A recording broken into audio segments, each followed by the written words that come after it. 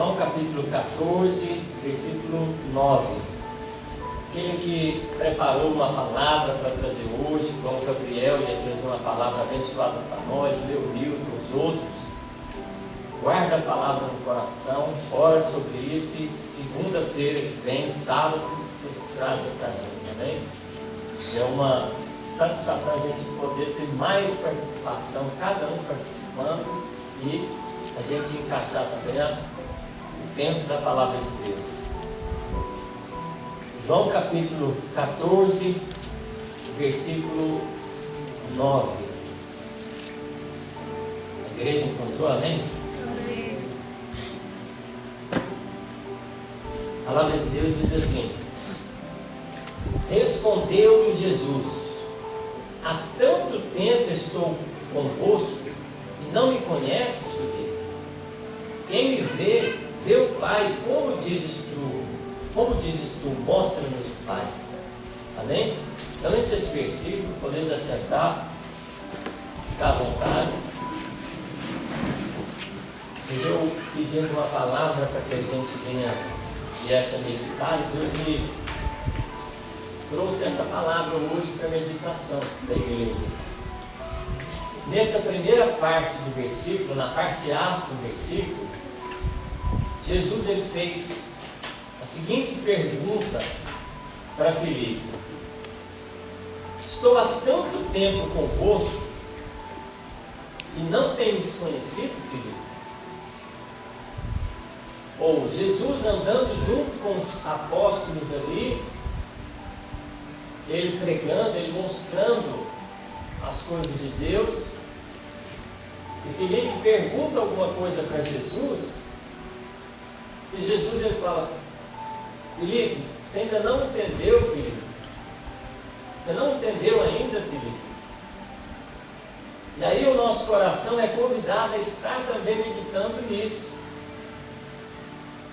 Será que Jesus ele não está te perguntando hoje também? Não está me perguntando, fazendo essa seguinte pergunta: você ainda não entendeu o que era para entender? Estou há tanto tempo convosco, tenho falado com vocês, tenho mostrado as coisas, vocês ainda não entenderam? Amém? Então essa palavra que Deus coloca no meu coração, como se o próprio Filipe não conhecesse o mestre a quem ele seguia, não conhecesse Jesus Cristo a quem ele seguia. Será que eu e você pode hoje dizer: eu conheço Jesus Cristo de Nazaré? Eu tenho experiência com Ele, eu conheço. Quando Ele falar comigo, eu ouço a voz dEle.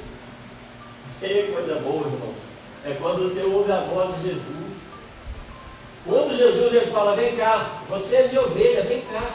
E você escuta e vai.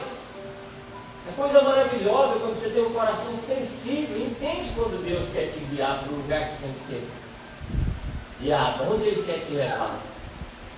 Salmo 23, que a gente está acostumado a ler, começa a entender sobre o que é um pastor. O Senhor é o meu pastor, nada me faltará, de nada sentirei falta. Fala: guiar-me-á em pastos verdejantes, em águas tranquilas. Então a intenção de Jesus para você seguir a Ele não é te colocar num lugar ruim. A intenção de Jesus em me guiar e te guiar é nos colocar num lugar melhor. Agora, aleluia, às vezes você e eu entendem errado. Às vezes eu e você entendem errado. E você pensa que Deus está te querendo, às vezes, mudar a sua vida sem a sua permissão, ou sem a sua autorização. E o que Jesus ele quer é realmente te mostrar o caminho que você deve andar. Então Jesus ele não está querendo intrometer em sua vida, ele não está querendo invadir o seu livre-arbítrio. Ele está querendo dar a posição dele correta a respeito das coisas, para que o seu coração seja manifesto na presença dele. Jesus ele não enrolou ninguém, ele não falou meias palavras. Ele deixou claro, falou: esse é o caminho, essa é a posição que o servo de Deus tem que estar na minha casa. Então Jesus, ele tem o direito de falar contigo, ele tem o direito de se expressar para você que é ovelha de Deus. Deus, ele quer te falar, Deus, ele quer te instruir, Deus, ele quer te corrigir.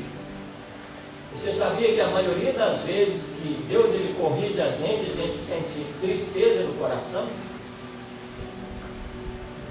E a gente se sente tão desanimado, tão angustiado, por quê? Porque a tristeza, por um pouco de tempo, ela vem para nos parar com as coisas que a gente está fazendo, para a gente imaginar realmente se o caminho que a gente está seguindo é um caminho correto. Quando a palavra de Deus, ela corrige a gente, a Bíblia diz que Deus nos trata como filhos. Não há pai que não corrige seu filho. O filho corrige o pai. Para quê? Para que o filho, ele encontre realmente o caminho que o pai deseja que ele chegue, que ele encontre. E aí, João capítulo 10, versículo 27, vai falar sobre o bom pastor, capítulo 10, depois vocês leem em casa, para vocês verem quão maravilhoso é esse capítulo. João capítulo 10, versículo 27 em diante, a palavra de Deus diz da seguinte maneira: as minhas ovelhas ouvem a minha voz e eu as conheço, e elas me seguem. Eu lhes dou a vida eterna, e jamais perecerão. Ninguém poderá arrebatá-las da minha mão. Meu Pai que as deu a mim, e maior que meu Pai que as deu a mim, é maior do que todos. Ninguém pode arrebatá-las da mão dele. Eu e o Pai somos um. E aí, o próprio Jesus, ele testifica o que ele fala para Filipe. Filipe, ele queria que Jesus mostrasse Deus para ele. E aí Jesus falou para Filipe: Filipe, quando você está me vendo, você está vendo Deus. Eu faço as mesmas obras, eu falo as mesmas palavras que ele. E aí, você tem que ficar antenado, ligado, como foi falado pelo irmão Tadeu também, com o outro irmão Tadeu.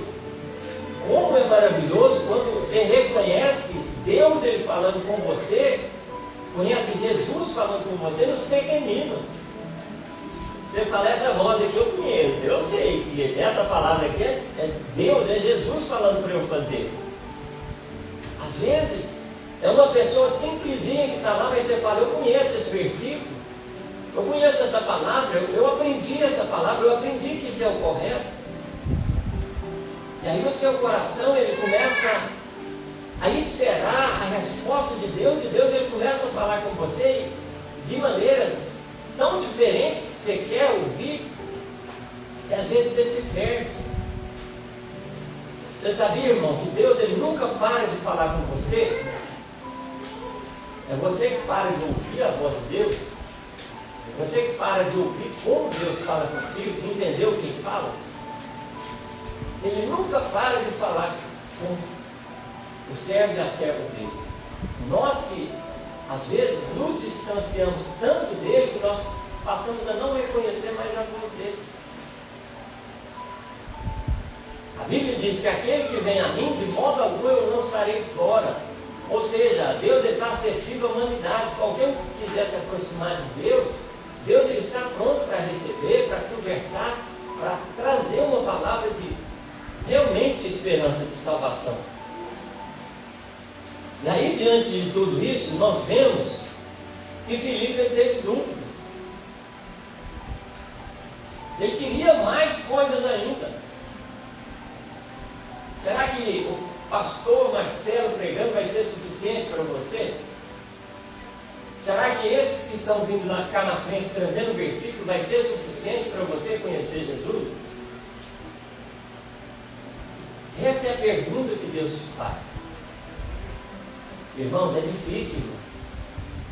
Imagina eu sozinho para fazer a obra, não dá. Agora, se eu delegar funções, se eu colocar o irmão Gabriel para dirigir o culto, para pregar, colocar o irmão Leonildo para fazer as coisas da igreja, será que você vai reconhecer a voz de Jesus nessas pessoas que eu vou apresentar aqui para a igreja para fazer a obra de Deus? E se Jesus resolve falar com você dessa maneira? E se você resolve escolher o jeito de Deus falar com você e você resolve desprezar o jeito de Deus falar com você? E aí, será que nós vamos ensinar Deus a falar conosco? Amém? Então, é muito sério isso. Nós temos que estar atentos aí. Filipe, ele teve essa percepção, parou. Jesus, ele ensinou ele, instruiu ele no caminho que devia andar. A Bíblia diz depois que, mais para frente, Filipe, ele pregou a palavra, ele foi fazer a obra, ele fez maravilhas lá. Fez coisas maravilhosas. Deus usou grandemente Filipe. Você lê lá em Atos dos Apóstolos, como Filipe foi usado. Glória a Deus por isso. Louvado seja o Senhor pela vida de Filipe. Ele parou um pouquinho, ele teve dúvida, mas ele falou, espera. Opa! O que Jesus está falando comigo? E ele se posicionou, ele falou, não vou ser enganado não. Agora eu conheço a voz de Deus. Jesus me ensinou, Jesus me mostrou o caminho que eu devia andar, Jesus me deu exemplo, agora eu entendi onde está Deus. E Filipe começou a fazer grandes coisas. Ter comunhão com Jesus, participar das coisas de Jesus, vai manifestar quem somos. Às vezes, irmão, você vai sentar na mesa do Senhor, vai estar aqui, ele vai estar do seu lado, você vai estar distraído. Às vezes você está sentado do lado de Jesus, ele conversando contigo, ele querendo conversar contigo, você está distraído, você está desapercebido na sua vida, e aí você perde a comunhão, porque a comunhão, o reino de Deus não é comida, não é bebida, é justiça, paz, alegria no Espírito Santo. Às vezes você está tão distraído em comer as coisas físicas, que você esquece das coisas espirituais. Você esquece de perceber onde Jesus está na sua vida. Você esquece de perceber o lugar que Ele tem na sua vida. E Deus te traz aqui essa noite para te dizer, embora esteja assim, hoje Deus te traz essa palavra para te dizer, passa a ser sensível à voz de Deus, passa a reconhecer Deus nas pequenas coisas, na sua família, no seu lar, no seu trabalho. Passa a reconhecer Deus na igreja. O sentido de nós estarmos aqui não é para simplesmente falar alguma coisa, por falar ou reunir por reunir. O sentido de estarmos aqui, o mais importante é porque Jesus Cristo está aqui presente agora. Será que eu e você reconhecem Ele nesse lugar? Será que eu e você percebe Ele nesse lugar? Você tem sensibilidade para notar que Jesus está aqui agora? E aí, irmãos, Deus me deu essa palavra e Ele trouxe para mim também a situação de Judas Iscariotes. Judas Iscariotes vai ser relatado aqui em Marcos capítulo 14. Se você quiser acompanhar, Marcos capítulo 14 vai falar sobre a história de Judas Iscariotes. Marcos capítulo 14,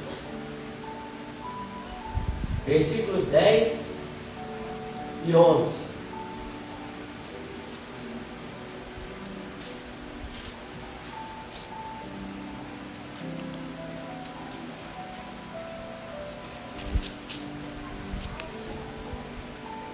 Judas Iscariotes, um dos 12, foi ter com os principais sacerdotes para lhes entregar Jesus.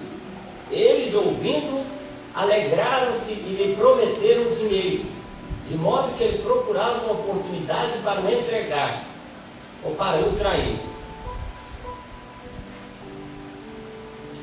Judas Iscariotes, outro discípulo de Jesus. Jesus escolheu Judas, escolheu Filipe, os dois andavam juntos, os dois oravam juntos, os dois estavam recebendo a mesma palavra, vendo Jesus fazer as mesmas coisas. E Judas, ele teve o coração perverso de tal maneira para que viesse entregar Jesus Cristo na mão daqueles que queriam matá-lo. E ele procurava uma oportunidade para entregar Jesus. E aí a palavra de Deus diz que eles ofereceram dinheiro para Judas. Você traz Jesus aqui, você faz dessa maneira, vai te dar tanto para se entregar a Jesus. E aí a Bíblia diz que Judas, ele preparava uma oportunidade para entregar Jesus. Por quê? Porque o coração de Judas, embora estivesse andando junto com Jesus, embora estivesse vendo o que Jesus fazia, ouvindo o que ele falava, o coração dele não recebia a palavra para arrependimento, para mudança de vida. E aí, vamos abrir Marcos capítulo 14, um pouquinho antes agora, para vocês entenderem o contexto aqui, o que ele tinha dentro do coração de Judas. Marcos capítulo 14, versículo 3 ao 9.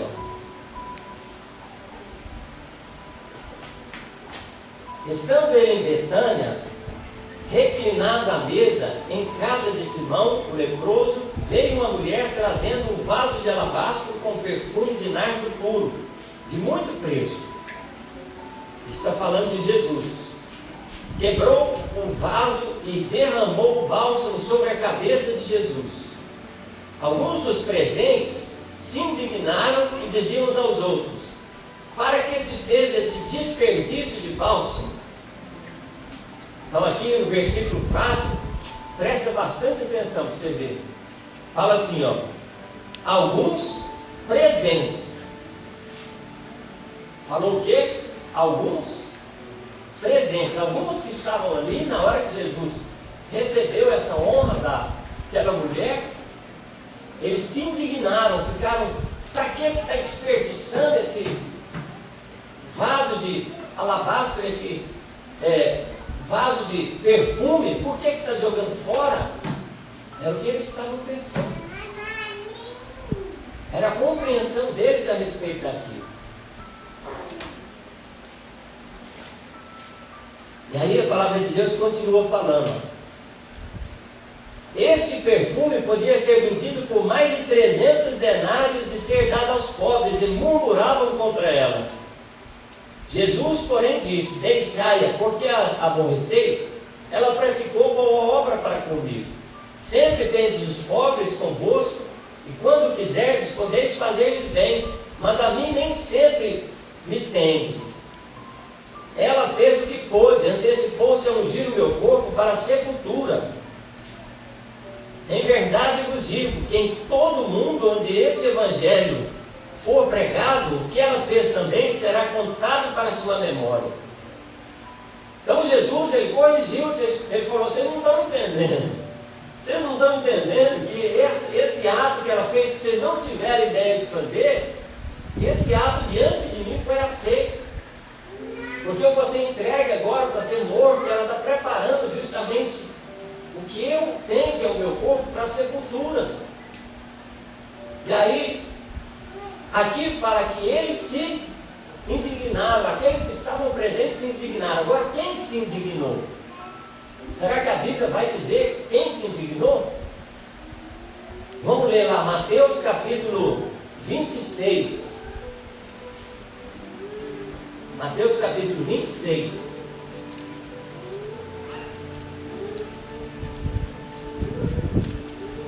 Do versículo 6 ao 13. Aqui é Mateus contando a mesma coisa que Marcos contou. O evangelista Mateus contando a mesma situação, a mesma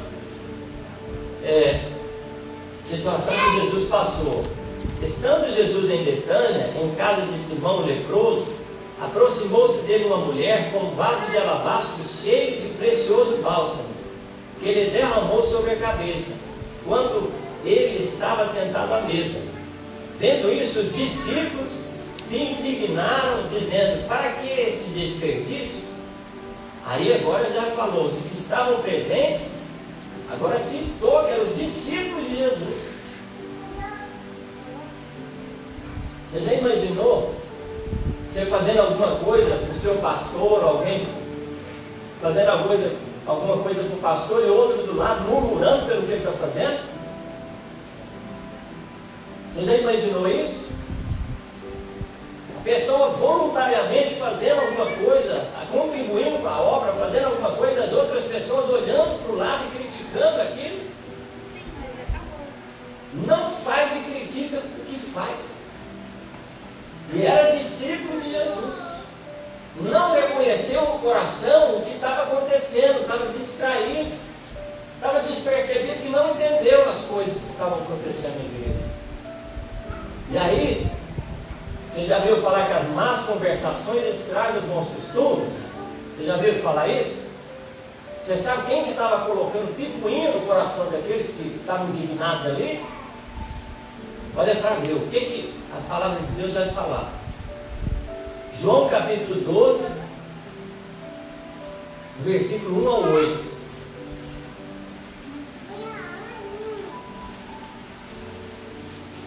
Que é a mesma passagem, só que contada pelo apóstolo João. Olha o que João falou.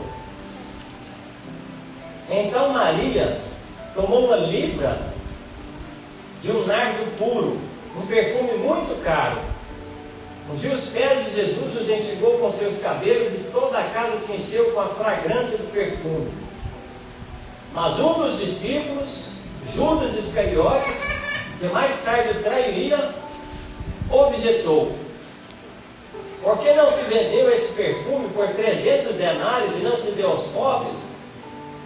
Versículo 6, capítulo 12, versículo 6 de João.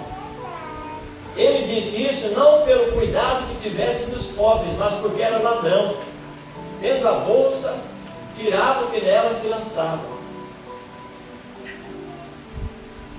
E aí, em Marcos, a Bíblia diz que falou que eram os que estavam ali presentes. Em Mateus, falou que eram dos discípulos de Jesus. Em João, falou que quem falou aquela palavra foi Judas Iscariotes. Como estava no plural ali, ele começou o assunto. Ele falou: você está vendo ali, olha lá, está jogando aquele bálsamo fora, aquele perfume caríssimo. É isso mesmo, Davi, eu estava lá, desse jeito no ouvido. Aí o que acontece? O outro: não é que é mesmo? Para que esse desperdício? Aí o outro falou lá na rodinha lá: é mesmo, podia ser jogado ou dado tudo para os pobres, o tanto de pobre que a gente ajudava. Só que aquele que começou o assunto, o coração dele estava falando por quê? Porque ele estava acostumado a pegar na bolsa. Era ladrão. A Bíblia fala dessa maneira. João aponta Judas como ladrão. Estava roubando o que colocava na bolsa justamente para os pobres. O que estava falando para pegar o nardo e vender e dar para os pobres era o que tirava o dinheiro dos pobres.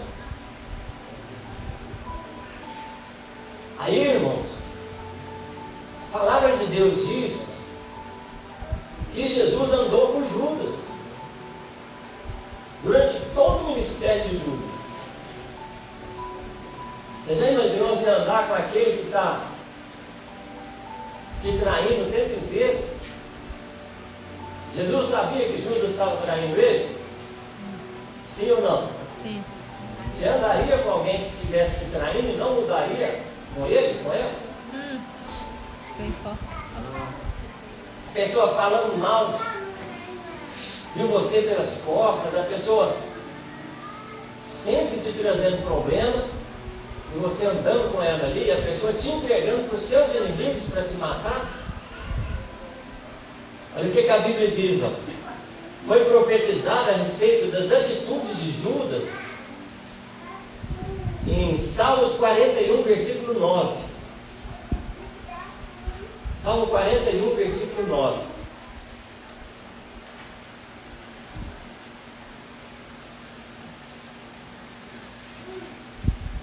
Até o meu próprio amigo íntimo, em que eu confiava, que comia do meu pão, levantou contra mim o seu calcanhar.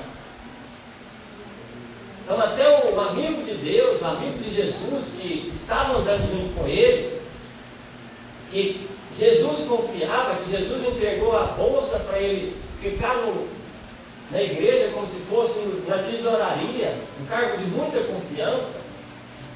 Jesus ele falou: Judas, você vai tomar conta da tesouraria, da parte financeira do ministério. E aí a Bíblia diz que ele levantou contra Jesus o calcanhar, ou seja, ele traiu Jesus. E aí Salmo 55, 12 ao 14, vai dar mais detalhes sobre isso. Salmo 55, versículo 12 ao 14. Se fosse um inimigo que me afrontava, eu o teria suportado.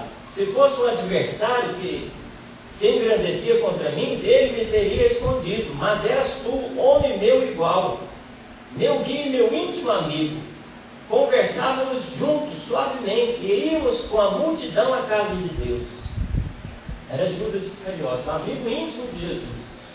Aquele que conversava, aquele que estava junto dele ali o tempo inteiro, traindo o próprio Jesus Cristo. Mateus capítulo 26, 47 ao 50, a Bíblia vai dizer como foram os últimos diálogos que tiveram Jesus e Judas. Mateus capítulo 26, versículo 47 ao 50. Olha o que a Bíblia diz. Enquanto ainda falava, chegou Judas, um dos 12, e com ele grande multidão com espadas e paus, enviado pelos principais sacerdotes e pelos anciãos do povo. O seu traidor dera-lhes um sinal, dizendo: o que eu beijar é esse, prendei-o. E logo aproximando-se de Jesus, lhe disse: eu te saúdo, mestre. E o beijou. Jesus, porém, lhe disse: amigo, a que vieste? Então, aproximando-se eles, lançaram mão de Jesus e o prenderam. Jesus, no último momento, irmãos, a Bíblia diz que ele chegou, pegou na mão de Judas, ou na saudação que a gente fala, paz do Senhor, ele pegou na mão dele e falou: amigo, a que vieste? Jesus, ele não estava sendo hipócrita. Jesus, ele estava até no último momento falando: vem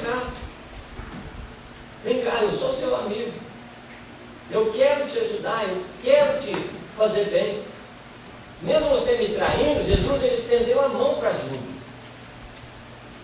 Então, irmãos, muitos comportamentos na igreja vão ser reprovados por Deus, mas Deus, ele não deixa de estar com você para te ajudar, para que você no final seja salvo. E olha o que a Bíblia diz sobre Judas no final.